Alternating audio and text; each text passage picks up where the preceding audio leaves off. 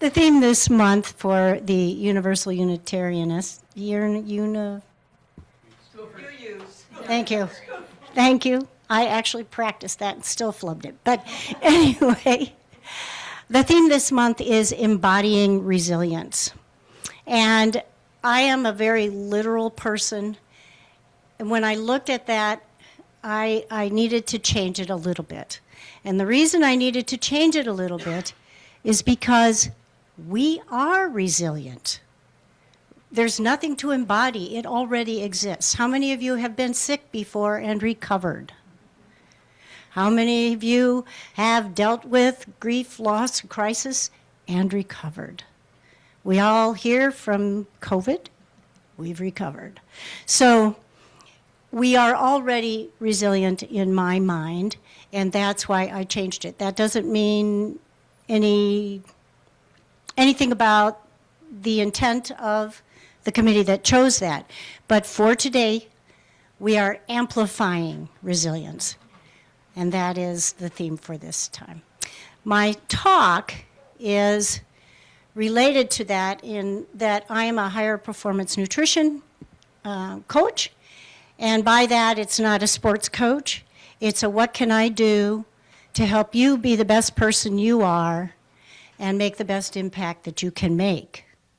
And that's what higher performance means to me. And so today I wanted to talk about a few things in that you are, I have to think about my words, in that I want you to feel only momentarily all of the stress and the pain and the angst and the worry and all of those feelings that you've been living with and all that we're dealing with right now. And what that does is that depletes us and it taxes our nervous system. And so the soapbox that I am standing on currently is how can I help you to nourish yourself better, because you will serve yourself and others better if you're not working from depletion. And it's actually one of the UU principles. The first principle is the inherent worthiness of everybody. And I consider self-care part of that inherent worthiness. And so I want to talk about, rather than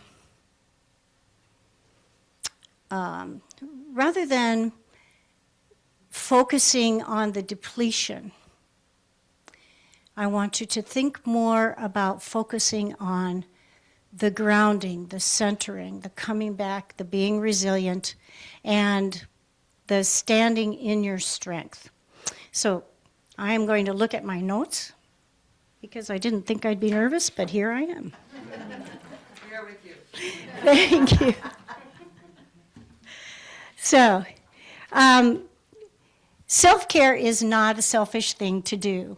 And I want you to understand that it's deeply aligned with your values. And the idea that I'd like to promote is not so much the getting out there and being perfect and doing what you can do to make a great change. But right now, where things are tough and we're all kind of struggling, one thing I thought about doing but did not, because I didn't want to take us there vibrationally, was the very first time that ICE came into Minneapolis, and they were down in North Minneapolis. And they had all those videos on TV about what was going on. My son sent me a video, and it was from his porch. So he lives right in the middle of all of that. And so I have family. I have 5 family members that are actually right down there in the thick of it, and I'm hearing about what they're doing and all of those things. So I am not in it, but oh yes I am. So I want you to know that I resonate with it, and I support what everyone is doing, and I honor all of you for what you do and for the energy that you're putting down there. But what I want to promote today is being not perfect in what we do, being stable. What can you do? What little things can you do to support you? to bring you back into center. And I brought a few things today that I hope will help you. My shtick is nutrition, but I'm also a very, very strong environmental advocate. And one of the things that I'm not for is the diet that we typically get told we need to do to stay healthy. And the reason that I have issues with it is because not everybody in the world can have that diet. And everybody comes from a different environmental background. Everybody comes from a different ethnic constituency or whatever. But anyway, we're all different. And not only are we all different, but the nutrients we require are not the same. When you're under a lot of stress, what you need is not what you need when your kids and your grandkids came over and you're having fun playing games all afternoon. That's different.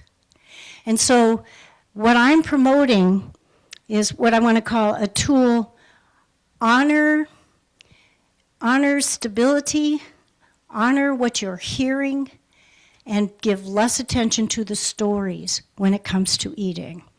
And what I mean by that, a story, for instance, when you sit down to eat might be something like, this food isn't good for me. I'm probably going to gain weight from this. I want this dessert, but I shouldn't have this dessert. This is my 5th meal today. You know, there's a lot of different stories. Can anybody share any kind of stories that we typically think of that are not necessarily nourishing? You have to eat it all. You have to eat it all. How many of you grew up with that? The people in Bangladesh are starving. So that's one. Any others? Just a few potato chips. Yes. Just a few potato chips. Anything else?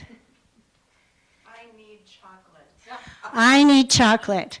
Okay, I'm going to stop for right now on that one because that's excluded from everything else. I need chocolate. Okay, that aside. Any others? You have to eat what you buy. Eat what you buy, yes. Any? My brother called me up on the phone on Tuesday and said, I snuck something in your pocket. Check it out. And he said, unzip your pocket. I unzipped it. There was a Twinkie in my pocket. So he said his brother snuck a Twinkie in his pocket when he visited him the other day.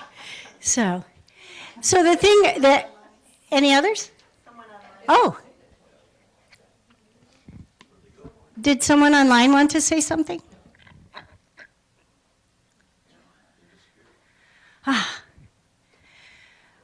I guarantee you'll all come up with lots of stories later. Because we did. We got a lot. And for instance, here's an example. Which do you prefer? Going out with your friends to a fast food place or sitting at home having your lovely salad with bean sprouts? Salad. Yeah? Then they maybe aren't your friends? The point I want to make is nourishment. There's a difference between nutrients and nourishment. And the key I'd like to give you in this little piece of the talk is that honoring what your body is telling you. It's called listen before you choose. Listen before you choose. That's why I chose the grounding, to ground yourself and listen. What is my body telling me? And then, rather than the stories, if you could get the awareness that you're hearing a story and you don't want that, I would like for you to consider just naming without judgment how you're feeling. An example that I'd like to give you is I spend a lot of time on the computer because I run my business as an online business, my coaching and everything. And I am one of those people that gets hyper-focused and I forget, and hours later I get up and I'm not hungry. I'm hangry. and you better get out of my way now. And I don't go, and this is my profession of many years, I'm a food scientist, I don't go to the refrigerator to get something healthy to eat. I go to the refrigerator with the fangs out and I eat whatever is there. Now, I know how to deal with this, I just have something healthy ahead of time.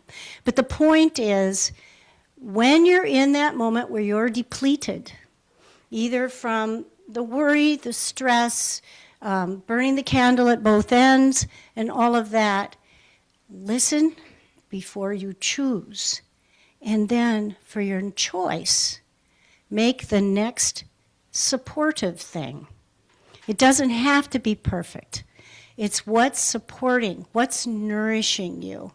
And for me, for instance, getting up from the computer after having sat there for a long time, I often either have to have a glass of orange juice or something because I need the sugar really fast, or the opposite, I need something very grounding, like some nuts. And so this is moving into the next piece of information that I would like to share.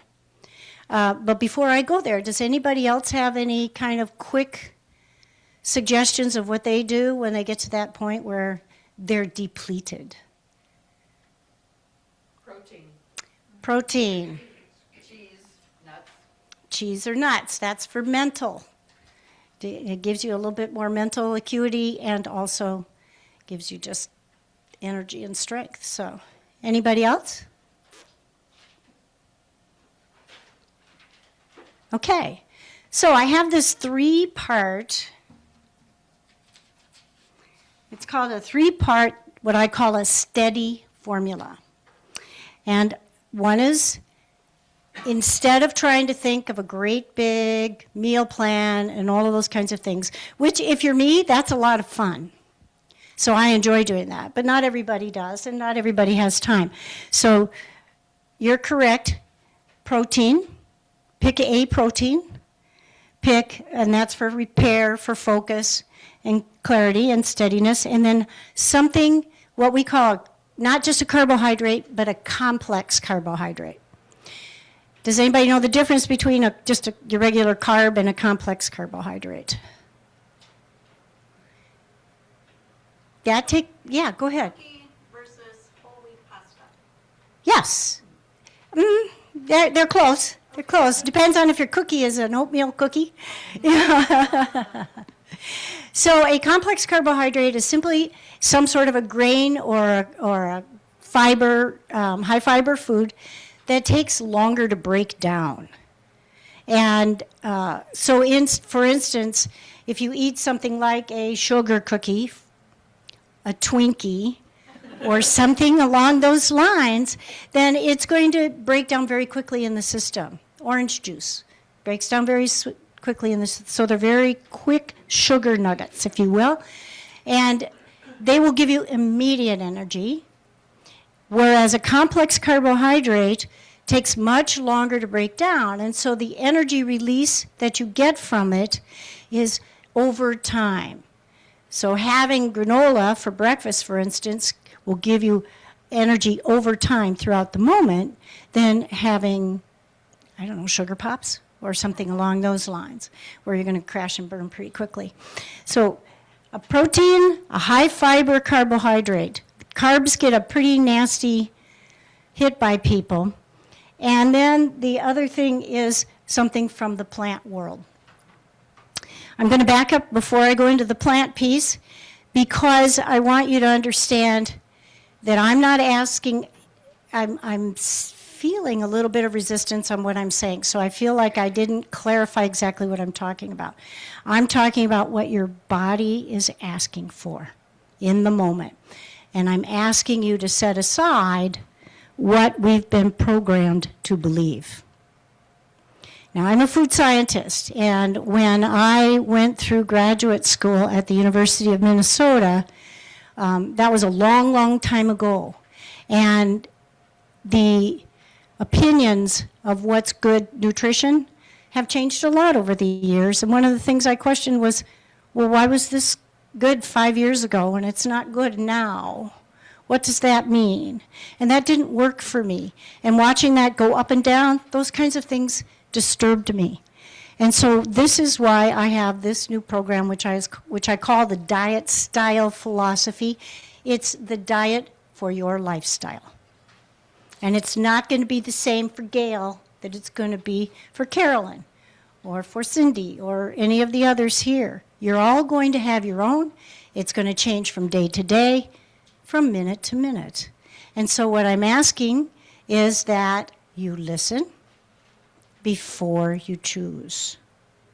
And then what feels supportive? When you're depleted, what you're going to need is different than what you're going to need when you're up and happy and running around and full of energy. In the summertime, what you need is different than the very grounding, dense energies that we need in the wintertime. So I'm inviting you to all listen within before you make your choices. Any questions at this point? So the piece about the plant, so it's protein, and then it's complex carbohydrates, and the plants, the reason pick a plant is important is because the plants provide the micronutrients, the minerals, the trace minerals, and all of that kind of stuff. And so what you're getting is a bigger spectrum of nutrition. And so if you could think of those three things, and I'm going to set the mic down for just a second, but I'll come over here. Hold on. So what I'd like you to do, can you hear me, is put your right hand out and your left hand out. Your right hand is the protein. Your left hand is the complex carbohydrate. Give yourself a hug, and that's the plant. Okay? So when you're at the refrigerator or you're thinking about your day or anything like that, plant or protein, complex carbohydrate, plant, and you're going to be taking care of yourself in the moment. So the other thing I'd like to talk about is the fact that, I alluded to it before, not everybody requires the same amount of diet or the same kind of diet. And in fact, is it still on? Okay. All right. And in fact, if we did this, so the other piece about all of my passions, a healthy you equals a healthy planet, is sustainability.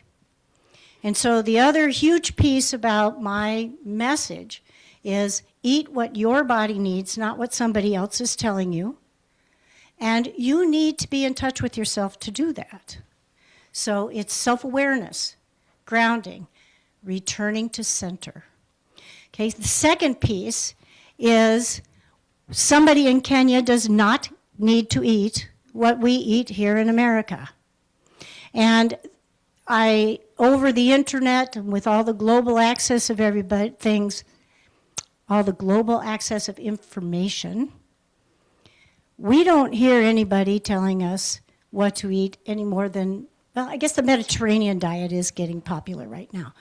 But what I want is for sustainability is for everybody to listen to what they need, and I assure you that you will start choosing to eat more locally. If you start listening to what you want, you're going to start resonating more with what's local.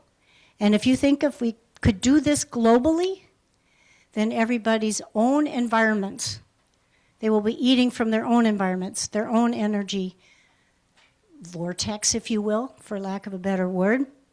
And I believe that that is going to make a healthier world. And then,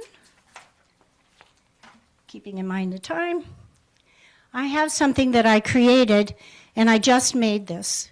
So I'll have to give a link to anybody who wants. But continuing on with my passion about how this has to be good for the earth, I created a spreadsheet or a chart.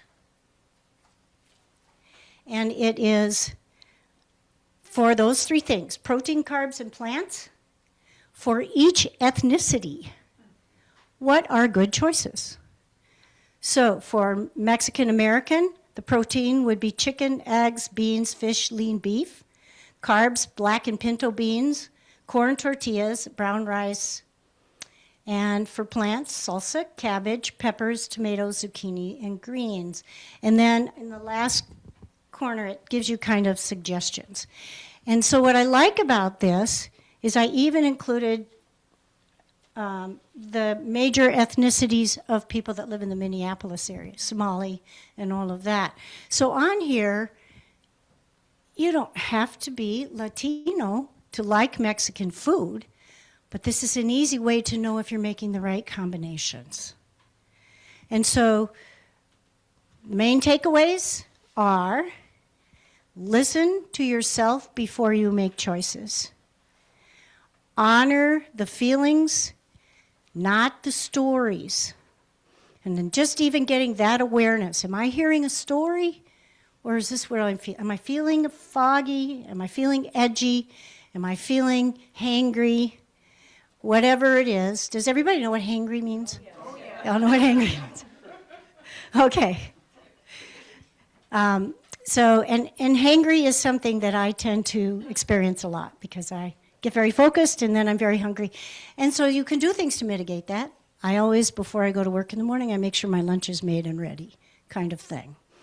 But that in the morning moment when you're depleted, listen, because maybe all you need right then to make the next best decision, which might be what am I going to make for my family for dinner, is a glass of orange juice, a banana, or something. And if you listen before you choose, I submit, you will always make a better choice. If you don't, I also submit that just may be what you need in the moment. And so, honor that. So based on those things, I've got those two tools that I really wanted to put forward. And the last one that I wanted to bring about was the idea, I also want to tie to the fact that this supports the universal unity, UU principle about we're all connected, because it helps us to have a more sustainable planet, and it helps us to have diversity in the foodstuffs that we eat. And think about monocultures and how that depletes the nutrient spectrum out of the soil, and over time it depletes the nutrient spectrum of the very food itself. And so if we require a bigger amount and diversity in plants, in foodstuffs, and all of those different things, you are supporting a healthier planet. So I want to promote that. And the last thing I want to promote, these are all some of them kind of understood, but I'm hoping to present them in a different way, is the importance of gratitude. I was hoping everyone would know it. I said, yeah, gratitude's important. But could you tell me why?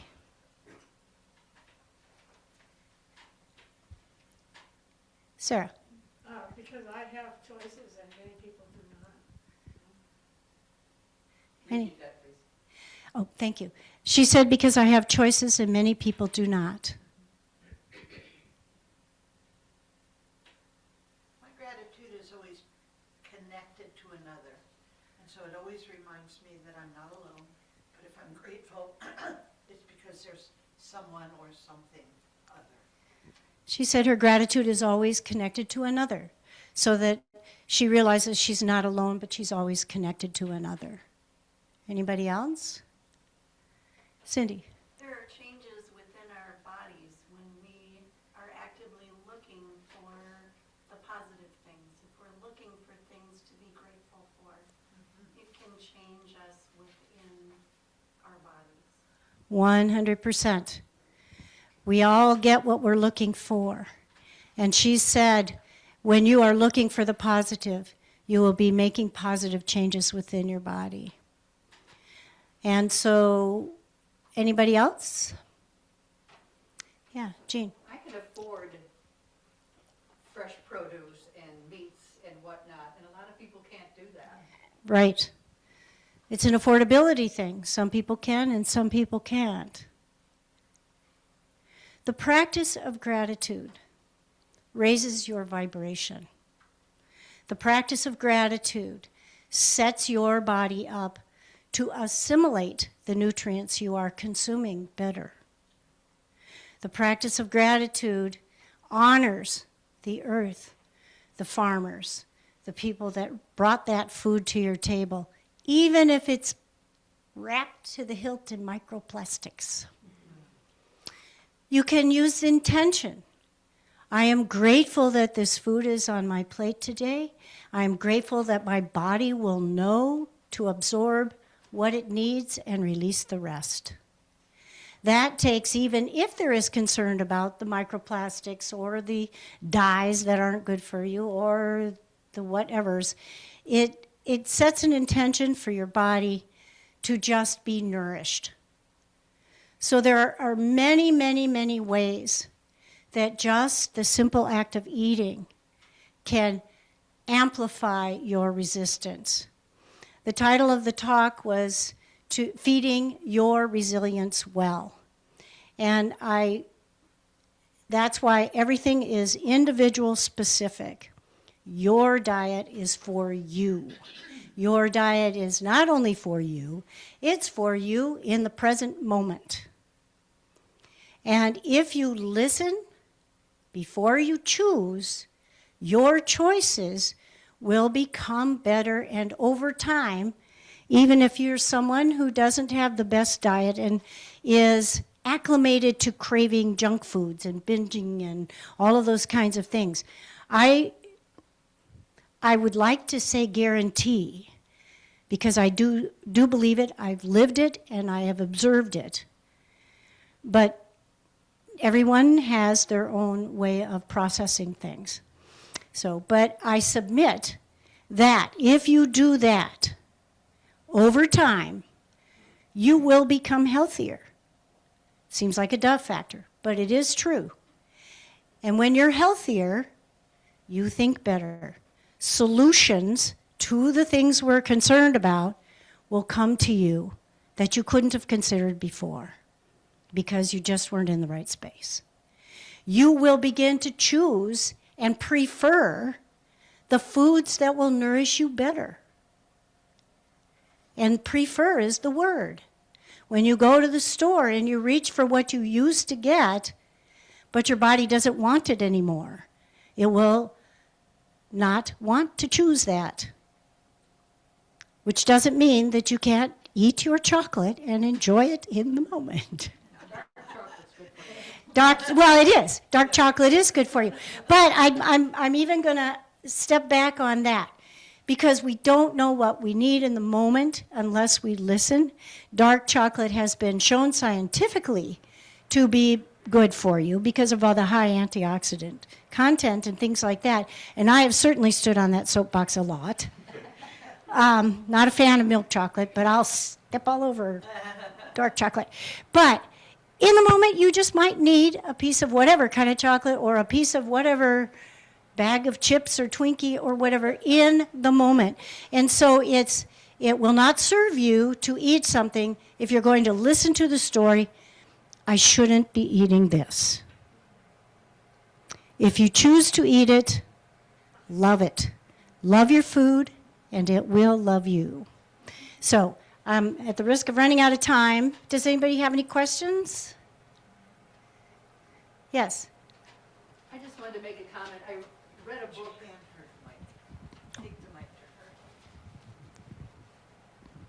I read a book a couple of years ago where this white family adopted this Native American child, and the kid was poor, and so they wanted to nutrition this child well and whatnot. So they gave them their typical cereal in the morning and bread and milk and orange juice, and then they'd have a casserole or something and all this stuff. And this kid was having horrible stomach problems.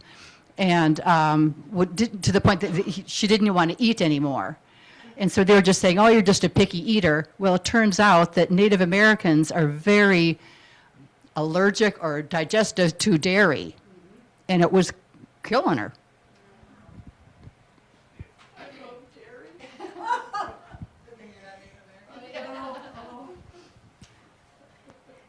So she was probably lactose intolerant. Yeah, but that's very typical, apparently, of the Right. And I actually am one that was caseinates, the caseins in dairy. I was allergic to that. So, and was is the operative word here, folks, because you can move beyond those things. Before I finish this talk and we move on to the rest of the service, yes. Yeah, so with all of the idea of things that is there a place for testing? Let's say, like, because what part of what you were talking about is listening to your body. So then that's a source of information. Is there external sources of information, i.e., looking for lactose intolerance, et cetera, in your work with people? Okay, so are there resources? And yes, there are, of course, the blood tests and the doctors and all of those kinds of things. And I don't mean to diminish any of that. My experience is that it will be less of that if you listen to what your body is telling you. And also, just if you're not used to doing this, it's going to take a while before you cue in on this is good or this isn't. One more thing, food is a great path to spiritual involvement. In that, if you start listening to yourself, you'll begin to hear your insights. And what a great way to get immediate feedback is by what you eat. If what you ate doesn't agree with you, you're going to know. You're not going to wait and wonder if what I thought I needed was good for me. It's a really quick response way, a quick feedback way to build the muscle of listening within. And so that's another reason why that's so important to me. Anybody else? Okay. Just quickly, I brought this. This is that thing. And I will give a link to Jean for this document. People can get it. But you can also just come up and take a picture of the pages, too, with your phone and take it home. So, Teresa, thank you so very much. Thank you.